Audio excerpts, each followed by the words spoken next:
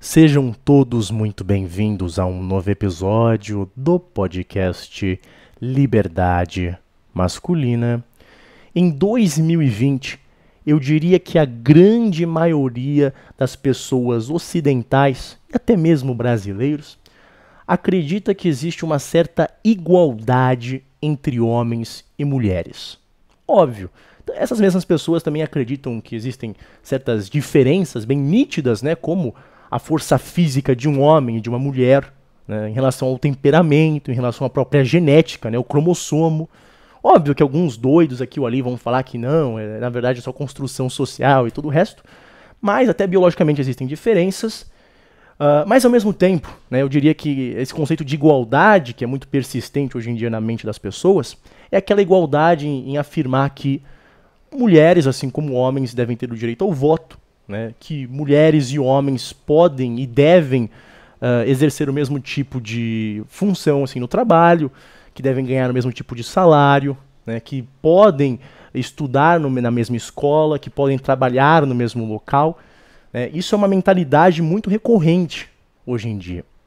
E você afirmar o contrário, né, você dizer, por exemplo, que homens e mulheres não deveriam estudar, né, na mesma escola, né, que deveriam existir escolas para homens e escolas para mulheres, se você afirmar isso, né, como foi o caso, acho que foi de um deputado que falou que tal sujeito se deu muito bem na vida porque estudou num colégio só de rapazes, né, você vai ser visto como retrógrado, muitas pessoas vão começar a te xingar, te acusar disso, te acusar daquilo, né? Porque realmente vai contra a narrativa progressista que está cada vez mais recorrente no nosso mundo contemporâneo. Mas a questão ela é um pouco mais complicada do que isso. Por quê? Porque mesmo que as pessoas acreditem nessa ideia de igualdade, nós estamos silenciosamente caminhando para uma segregação entre homens e mulheres. Isso aqui não é nenhuma análise que eu vou fazer, é mais uma percepção de fatos que estão ocorrendo que demonstram isso. E eu vou, para vocês que são feminis, que eu duvido que vocês estejam me assistindo, talvez uma ou outra que deve estar vendo esse episódio aqui agora, mas até as feminis, elas anseiam por isso. Só que, óbvio, de formas silenciosas e indiretas. Exatamente porque essa segregação entre homens e mulheres seria uma completa contradição em relação à narrativa progressista que cada vez mais está presente no discurso das pessoas, certo? Então, eu vou dar um primeiro exemplo, tá? O primeiro exemplo que é o mais nítido, que são pessoas geralmente mais conservadoras, eu nem diria que são conservadoras, né? São pessoas assim um pouco mais pragmáticas, que chegam e falam assim, olha, as mulheres que trabalham em algumas áreas de uma cidade grande, igual São Paulo ou do Rio de Janeiro, né, devem tomar cuidado ao andar de noite em alguns locais, não deveriam usar roupas provocativas e todo o resto, né? Ou falam que uma mulher também, quando vai num bar, numa balada, não deve se vestir de uma forma extremamente provocativa, porque isso vai aumentar a probabilidade de um assédio e todo o resto, isso e aquilo. E óbvio que isso gera uma discussão extremamente polarizada, aí começam a xingar, começam a acusar disso, acusar daquilo, fica aquele bate-boca que não leva a lugar nenhum.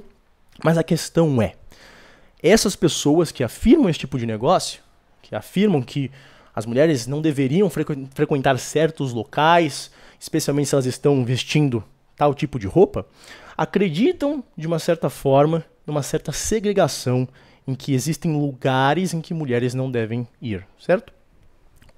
Agora no outro espectro, tá? No completo oposto, que são as feminis, que são as mulheres empoderadas, né? O que a gente observa cada vez mais é que essas garotas anseiam por exemplo, um vagão de trem que seja completamente feminino. Né? Teve até um caso lá no Rio de Janeiro com uma atriz da Globo, fiz até um vídeo sobre isso no meu outro canal. A mulher expulsou um homem de lá, o rapaz estava lá, não sei porquê, aí começaram a gritar, começaram a fazer lá um monte de grito e todo o resto, e é algo bem recorrente, né? E essas mulheres querem isso em inúmeras cidades, já tem no Rio, já tem no México, em outros países. Então, a gente observa que no completo oposto, as pessoas ainda querem uma certa segregação, né? E a gente vê alguns acontecimentos, né, que cada vez mais são presentes, igual as acusações de assédio, né, que primeiramente, já acontecem há bastante tempo em ambientes de trabalho, né? E que agora que elas estão, de uma certa forma, tomando um tom muito mais político, e por consequência, as falsas acusações estão ocorrendo com uma frequência cada vez maior. Mas a questão é a seguinte: desde que a mulher entrou no mercado de trabalho com os homens, certo? Isso inevitavelmente acaba acontecendo. Inevitavelmente acaba acontecendo. E essa é a questão. A gente tenta achar formas de remediar isso, né? Então, se você vai numa grande corporação hoje em dia, lá no primeiro dia vão falar, olha, essas são nossas políticas contra o assédio, vão fazer algumas palestrinhas falando sobre isso, sobre aquilo, e você tem que ter um certo profissionalismo, e você tem que ter isso e aquilo. Mas dependendo do lugar, né, é aquela situação, é muito bonito na teoria, né, é muito bonito lá no livro, só que quando você vai aplicar na prática, né, ser humano é ser humano, então vai acabar contradizendo tudo aquilo que foi colocado como regra, certo? Isso acaba acontecendo, infelizmente, muitas vezes, né? Mas a questão é que, exatamente porque tomou um tom mais político e começaram a surgir cada vez mais falsas acusações e mulheres começaram a ver isso como uma forma... Não vou falar mulheres, é um termo amplo, né? A maioria das mulheres não vê uma falsa acusação de assédio como uma forma de subir na carreira. São realmente mulheres mais psicopatas, né? Mas a questão é, a mulher psicopata viu uma outra psicopata fazendo isso e aí começou a acontecer cada vez mais. E o que isso acabou gerando? Uma realidade em que homens, né, não querem mais trabalhar com mulheres. Têm receio disso, certo? E mulheres também têm receios de trabalhar com homens, né? Porque elas ficam realmente com medo. Uma mulher que assim, é normal hoje em dia, dependendo do ambiente de trabalho, algumas realmente têm um receio, né? Porque essa narrativa do homem que é um escroto e que faz isso, que faz aquilo, acaba sendo presente, né? Então é realmente aquela situação. Os homens ficam sabendo, né, que eles podem ser falsamente acusados de algo do tipo e falam, olha, eu só quero trabalhar com homens. E mulheres fazem da mesma coisa, né? Óbvio que não vai ser uma realidade como era do passado, em que as mulheres nem entravam no mercado de trabalho, mas o que eu acabo observando com o tempo, né, é que existem times, né, majoritariamente de mulheres ou de homens dentro de empresas, ou empresas só de mulheres ou empresas só de homens. Eu acabo vendo isso hoje em dia de uma forma muito mais nítida do que era, vamos dizer assim, há uns 5 anos atrás, certo? Vou dizer assim, em indústrias que têm uma maior responsabilidade ou que envolvem mais dinheiro, igual investimento, até mesmo minha área que é software, mas também diria com advocacia e tudo o resto, eu acho que cada vez mais, especialmente já lá fora, no Brasil talvez não tanto, vamos pensar que você é um cara que tem a sua empresa lá e você ganha milhões, e você é um cara conhecido no seu ramo e todo o resto, sabendo de outros casos de falsas acusações que aconteceram com a empresa de um amigo ou algo do tipo, você já vai ficar pensando, será que eu vou contratar aquela estagiária?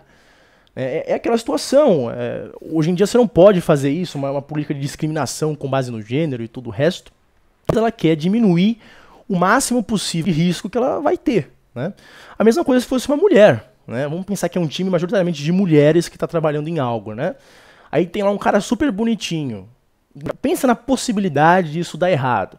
A empresa vai tentar diminuir esses riscos. A gerente, né, a pessoa que está contratando vai tentar diminuir esse risco. E é algo que eu vejo assim, pessoalmente eu vejo isso acontecer, né? Eu estava até discutindo recentemente com um cara que é um coordenador de uma multinacional bem conhecida. E ele estava falando comigo o seguinte, ele falou, olha, eu tenho um time bem grande, eu tenho gerentes, né, que ele coordenava e tudo o resto, e ele falou o seguinte, olha, eu não deixo esses gerentes contratarem estagiárias que eu sei que vai dar errado. Eu falei, por que você faz isso? Ele falou, olha, isso aqui já é experiência de vida. Toda vez que tinha um gerente, que é o cara que é mais alfa, assim, aquele cara que é a estrela do departamento dele, certo? E eu tô resumindo aqui só para não dar muito detalhe, né? Todo cara que era assim, que era estrelinha, o cara que é um pouco mais narcisista, o cara que tem mais presença, o que acaba acontecendo? Você coloca uma estagiária, o que vai acabar acontecendo é que muitas vezes acaba tendo um caso com esse gerente, né? E às vezes o caso pode se prolongar por bastante tempo, gerar problema com a família do cara, o cara pode ficar divorciado e se divorcia depois acaba tendo impacto na própria empresa, e aí começa a surgir aquele monte de fofoca e todo o resto, e as pessoas não estão mais trabalhando, estão começando a fazer fofoca sobre os outros, e fica aquele ambiente super tóxico, duas pessoas que depois podem se separar e começa a dar problema. Enfim, uma empresa não quer lidar com situações como essa, né? Então ele chegou e falou para mim, olha, em relação a estagiários, né, a não ser que a gerente seja uma mulher, né, eu prefiro contratar um homem, e o contrário também se aplica. Né, uma gerente que é uma alfazona lá, que é uma mulher empoderada e todo o resto, se ela for contratar lá um estagiário que é o bonitinho lá, com a cara quadrada, um pouco bombadinho, né, ele sabe que provavelmente pode dar um certo problema com aquilo. Né? Enfim, ele estava me contando essa experiência, não sei se é o mesmo em outras empresas, mas é uma narrativa que eu vejo muito frequentemente hoje em dia. Né? E quando a gente vai fazer uma retrospectiva em relação a como que era no passado, né? Essa realidade que nós temos, que homens e mulheres frequentam as mesmas escolas, os mesmos ambientes de trabalho e tudo o resto, isso é algo bem exclusivo da nossa era e de outras eras bem específicas por conta da história da humanidade. Né? A gente vê, por exemplo, inúmeras tradições, eu vou dar um exemplo aqui, a tradição islâmica, por exemplo. Existiam muitos haréns, né? Existiam muitos haréns, por quê? Porque em inúmeras sociedades tradicionais era muito presente a ideia, que eu acho que condiz bastante com a realidade, de que o encontro do homem com uma mulher, né, pode ser potencialmente muito perigoso. A questão da química, de você olhar numa pessoa, olhar para você e sentir aquela atração física, pode ser algo extremamente perigoso. E é por isso que em inúmeras sociedades tradicionais existia uma divisão muito clara entre esses dois lados. Né? E às vezes pode não ser recíproco, né? Às vezes o cara ele é feio, ele não tem acesso a sexo, e o que acaba acontecendo, ele vê uma mulher que ele acha linda e todo o resto, e que se nós estamos vivendo na sociedade que estamos vivendo, uma sociedade que está cada vez mais desprovida de valores, desprovidas de uma certa moralidade, né? As consequências disso, especialmente numa civilização que cada vez mais decai, em lugares em que não existe uma polícia, não existe um exército para proteger mulheres, isso pode se tornar realmente perigoso. Né? E essa é outra questão pela qual eu acho que existirá uma segregação cada vez mais forte. É o seguinte, nós sabemos, né, que a internet mudou a dinâmica sexual das coisas. Né? Hoje em dia existe uma parcela, isso aqui é comprovado estatisticamente nos Estados Unidos, uma parcela de homens jovens cada vez maior que são virgens, né, os famosos celibatários involuntários, que é uma demografia que não vai diminuir tão rapidamente, que, no meu ver, vai continuar a crescer se nós mantermos esse estado de coisas, né, que é basicamente esse estado de bem-estar social ocidental, né, pegar lugares como, sei lá, França, Alemanha, Noruega até um pouco, Suécia, né, importar isso daqui para o Brasil e outros lugares do mundo. Lugares que são assim vão acabar chegando a essa realidade de homens que não têm acesso a mulheres, a não ser alguns poucos lá, o topo dos 20%, mas esses outros rapazes, né, alguns ainda vão ter aquele anseio, e isso pode gerar uma situação de uma certa pressão, né, que casos, por exemplo, de violência contra mulheres, que é algo desprezível, nojento, acaba se tornando mais provável, certo? Porque quando aquele rapaz, que hoje em dia é um Duracell, um pincel, né? O cara que é um celibatário involuntário, ele não tem uma mulher hoje em dia. No passado ele teria. Então ele ficaria quieto na dele. Mas se o cara começa a ficar frustrado, o cara começa a ficar cada vez mais radicalizado, começa a ficar cada vez mais niilista, né? Chega num extremo que o cara pode começar a fazer besteira. Entendeu? E é por isso que eu acho que se as pessoas querem manter a integridade das mulheres, e certamente os governos irão tentar fazer isso cada vez mais, será, assim, muito necessário criar uma certa divisão entre elas e esses rapazes que são extremamente radicalizados, que estão extremamente nervosos e que querem ter acesso ao sexo, mas não têm, né, por serem, não sei, não muito atraentes, ou por não ter dinheiro, ou por isso, ou por N motivos, certo? Mas se as políticas feminis estarem nos governos e tentarem parar a todo custo esse tipo de violência, eu imagino que a forma de fazer isso é colocando barreiras entre os dois sexos.